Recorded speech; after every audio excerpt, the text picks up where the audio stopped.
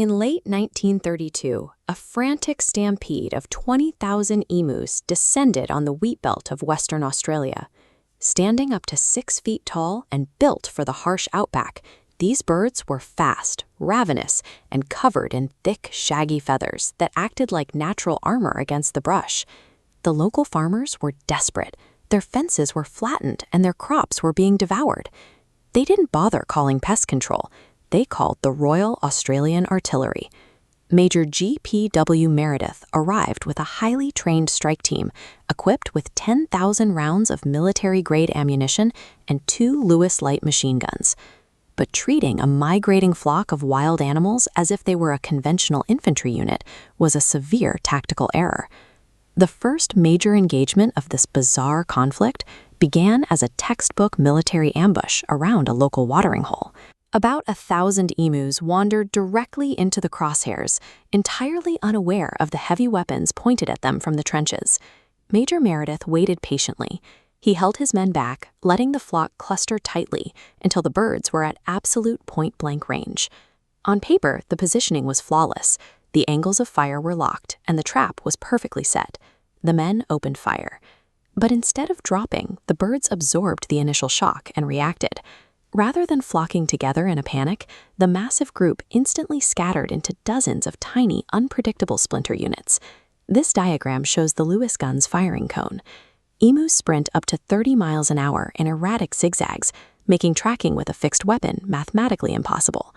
To make matters worse, after barely a dozen hits, the gun jammed completely.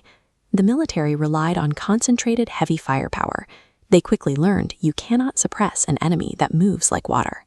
Realizing fixed positions were useless, Major Meredith made a desperate tactical pivot. He ordered a motorized pursuit. His men hurriedly strapped one of the Lewis machine guns to the back of a standard Outback flatbed truck. They hit the accelerator, chasing the scattered birds across the violently rutted, uneven dirt of the expansive western wheat belt. But a machine gun requires a stable platform. The truck bounced so intensely that the gunner couldn't even pull the trigger, let alone aim. The birds easily outpaced the sputtering engine, leaving the army entirely in the dust. Trying to match the agility of an emu with cumbersome automotive machinery only highlighted the human army's clumsy inadequacy. By early December, the offensive ground to a complete halt. The men were exhausted and their equipment was battered. This chart shows the final math of the operation: 10,000 rounds of military-grade ammunition expended, resulting in fewer than 1,000 confirmed kills. That is exactly 10 bullets fired for every single bird dropped. Faced with mounting public ridicule and a completely intact enemy force, the government pulled the plug. Major Meredith issued the official order to retreat. The soldiers packed up their trench weapons, loaded their trucks, and drove away in defeat. Left behind to watch them leave was the flock's rumored leader, a massive, 6-foot-tall, black-plumed emu, observing the retreat from a dusty ridge.